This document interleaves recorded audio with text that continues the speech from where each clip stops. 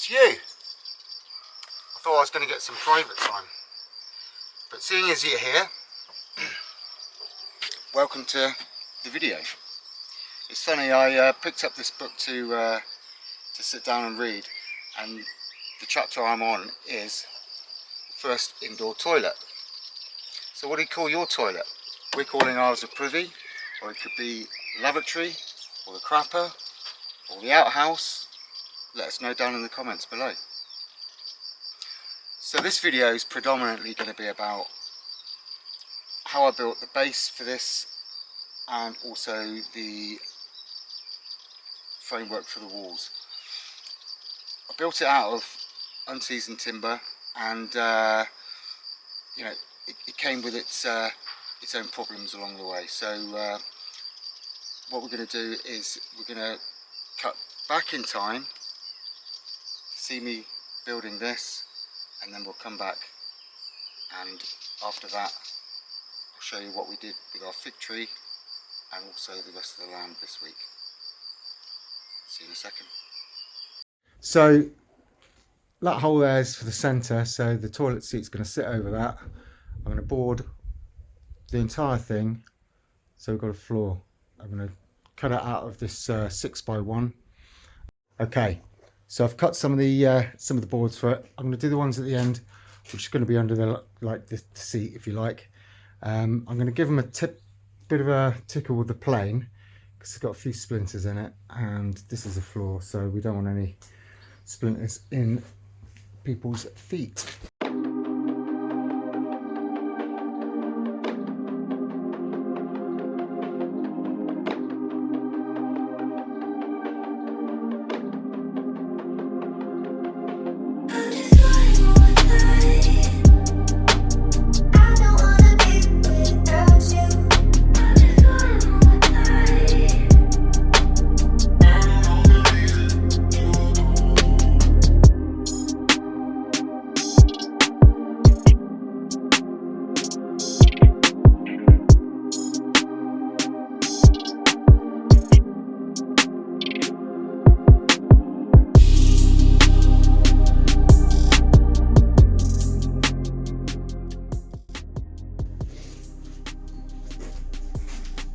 Right, that's the boards processed.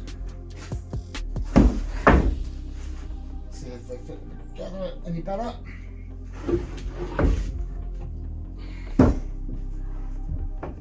Oh, beautiful.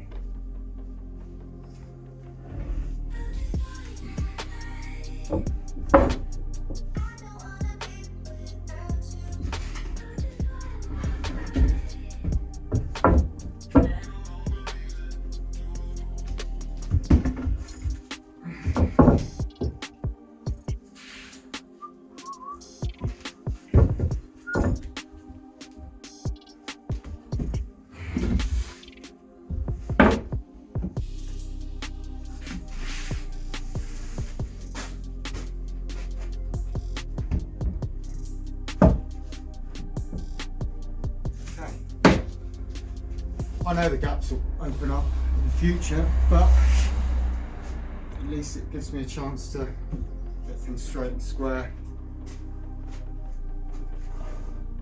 Squarish. It's only a shed, not too fast.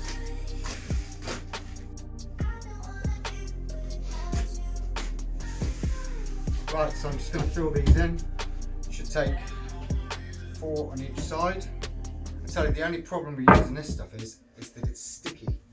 The sap's coming out of it. You can see visibly in some of these other planks that the sap's coming through, and it's heavy. It's really heavy. So it'll dry out, but it doesn't make my life any easier at the moment, does it? Right, so let's crack on and do these bits.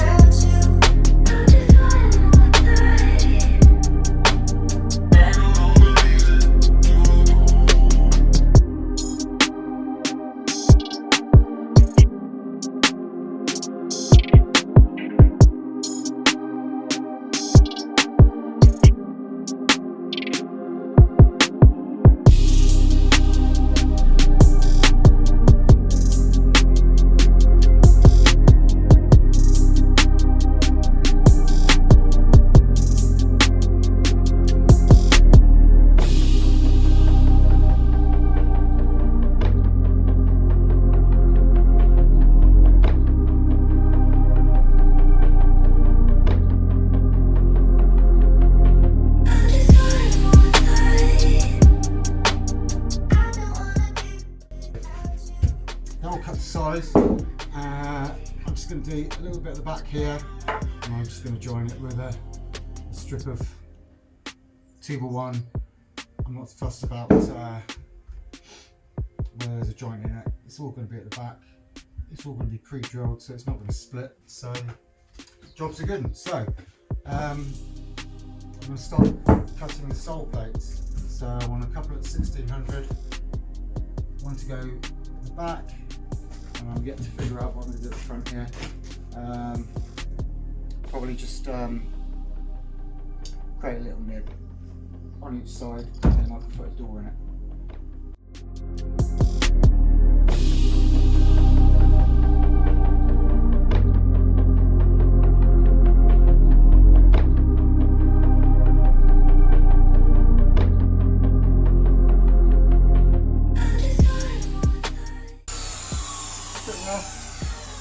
Good enough there, but I'll put that on the outside. So it's going to sit there. Then I'll just pilot hole what I'm going to put down there. I mean, only the first few really need fixing, because this is going to clamp it down anyway.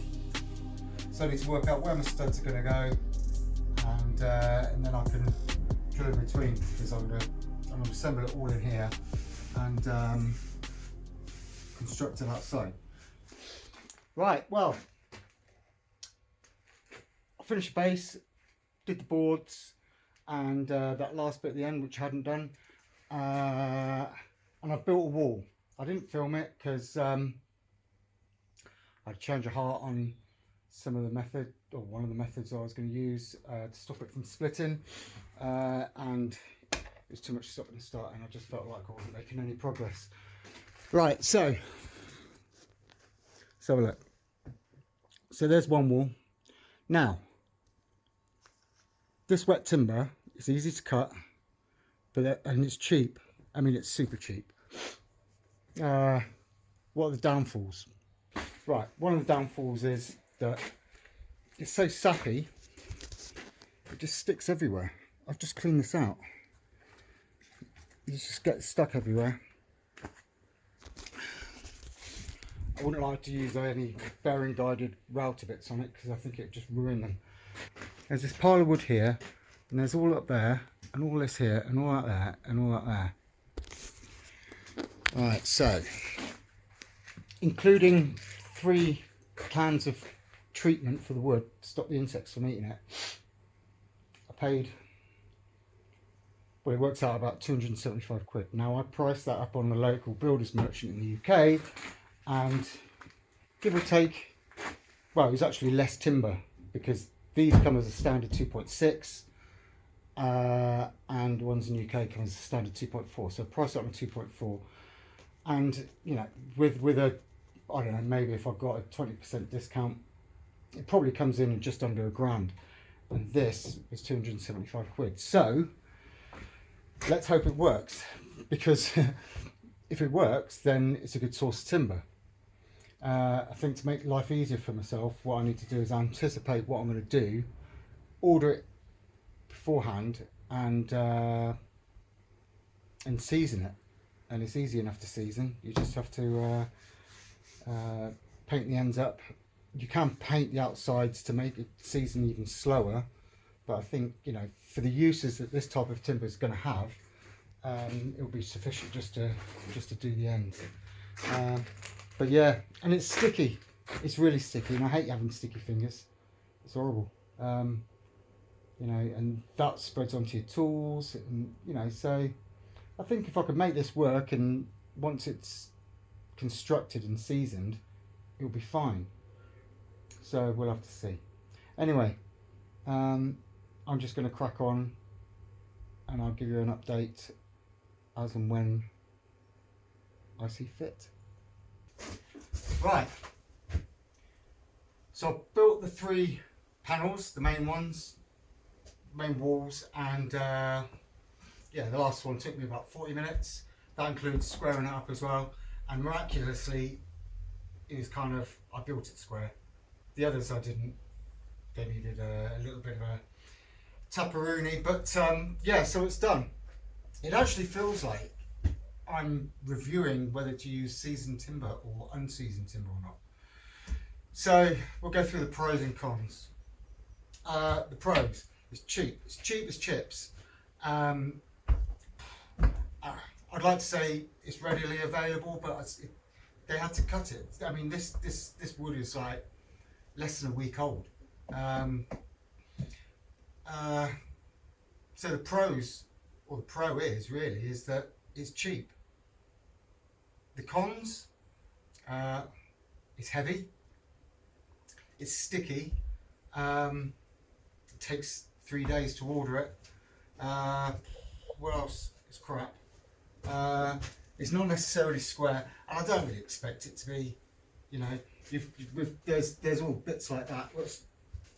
You know, it just depends on the application. You know, I'm building this out for the bottom of the land. It doesn't matter if it's a little bit wibbly wobbly, like, you know. It kind of just you know, I've been chipping for years, like, and I've always wondered why the old stud walls are a little bit crap, and I know why. Because, you know, they're using non-dimensional timber, and it's not been planed up, and it's not square, and you know, it's tricky. So, you know, I'll remember not to give them a slating next time I take down a wall that has been built in the 70s. But, you know, for what it is, it's all right. If you're too precious about how things are, then don't use it. I wouldn't use it in a house. Would I use it as a stud wall in a house? Probably. Well, maybe I might season it first myself and then plane it. I wouldn't fancy sticking this through a plane, because it will just gum it up, and that's another con. Is the fact that it blocks up your tools. I mean, I ripped down some of that. It was like 150 by 25 with my track saw, and the track saw got blocked up. I mean, almost, you know, after a couple of cuts. You know, it's only sort of like 3 meters, 3 to 6 meters worth of cutting, and it blocked. So there's that as well. So if you don't have the right tools, I'd steer away from it. If you do have the right tools, well, be prepared, because it's going to block them up. So I don't know. I mean, you know, I can't tell you whether you should use it or you shouldn't use it. Depends what your tolerance for fannying about is. I know that I'm not going to do any more today because I'm sick of this, and I'm just going to go and do some gardening and spend some time outside. So yeah, Torx screws, avoid them at all costs. I don't know who invented it. Mr. Torx, hang your head in shame. They're terrible screws. So just use Posi-Drive instead. Or I'm quite interested to see what those little square ones that the Canadian use. Well, it's the bit that we've been waiting for. I've got the base down, just made sure it all fits where it should do, and now I'm just going to start putting the timber on, and you can watch me struggle with these bloody ridiculous heavy panels.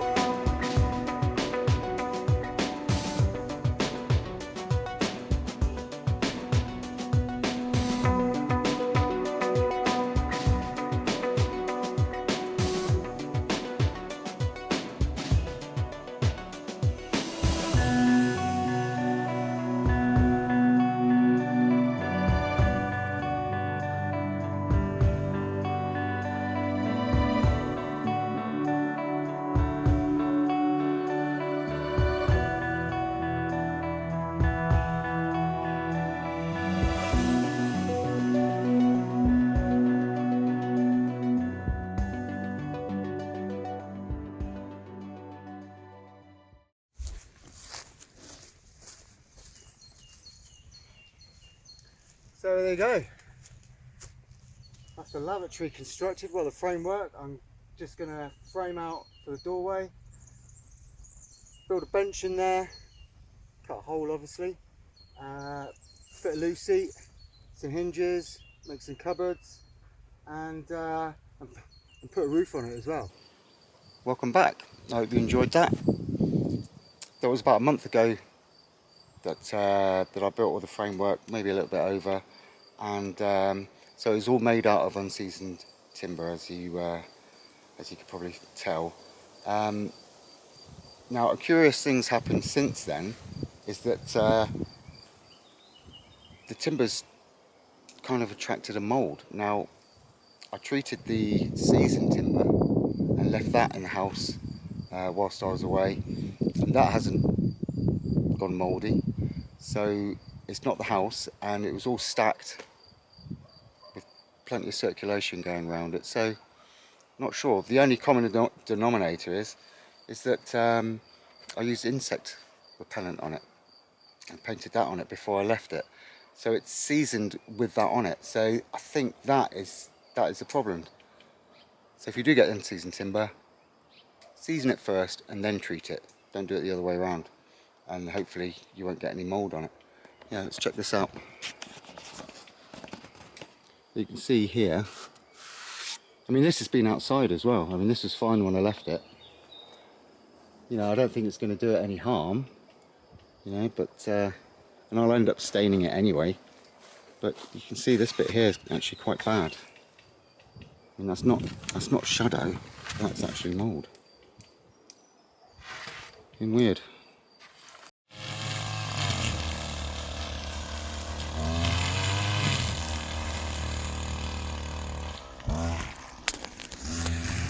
Right, while Sara's tackling that down there, I'm just having a look at the top of our drive, and we've got a fig tree here. So check it out. This fig tree has been taken over by brambles and ivy and the dreaded ferns as well. So what we're going to do is we're going to strim up to it, and sorry about the sun, we're going to strim up to it, get a better point of view on it, and we're gonna sort that fig tree out today. And also, this actually is a big pile of rock and rubble. Well, rock, like the schist stuff of here. Well, I'm hoping it is. There's a few bits that have come out that were schist. So yeah, we're gonna tackle this area very shortly.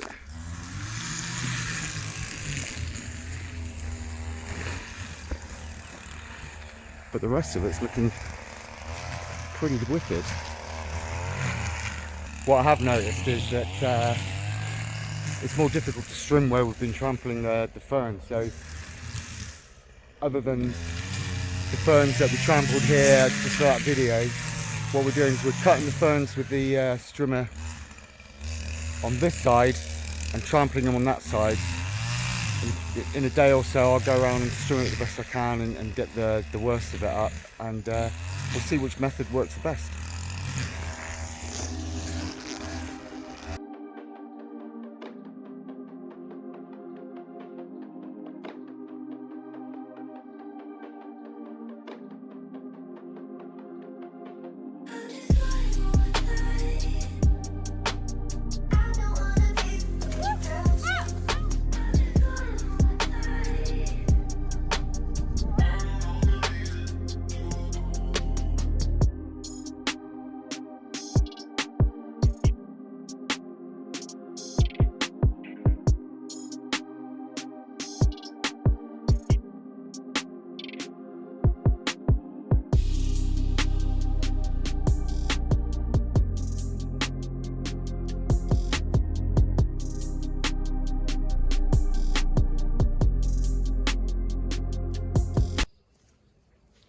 Fig mania, it's going to be ace.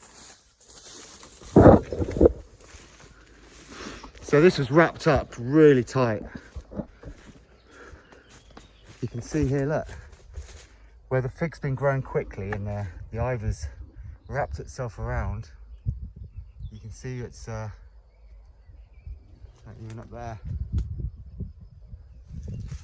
That's a whole lot clearer. Now there is some fencing that's jammed in there, but we'll clear all that out. And there's actually a bit of fencing that's stuck inside the fig, so we can try and get that out. I'll just trim it off. But look at that. Oh.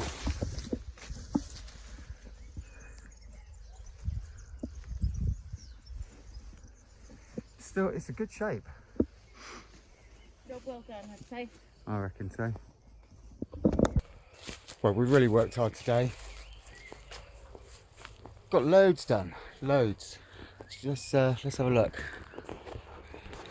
So that is the fig tree free of everything. It's amazing. And so this is all cleared out as well. Over the next few days, or maybe next week, I'm going to tackle that. I don't think I can do it tomorrow. There's other things I want to do. And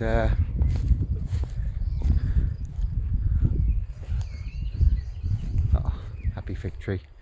So I've trimmed all around by the drive, all down by the drive, so I was had to go as well. So I just need to rake this up and let it grow a little bit, let it spring back up, because we're not the greatest trimmers in the world. And just give it a last going over. Oh, some of it's alright. Some of it's a bit tufty. I've just finished this bit. I'll let it dry out a little bit and give it a rake up tomorrow.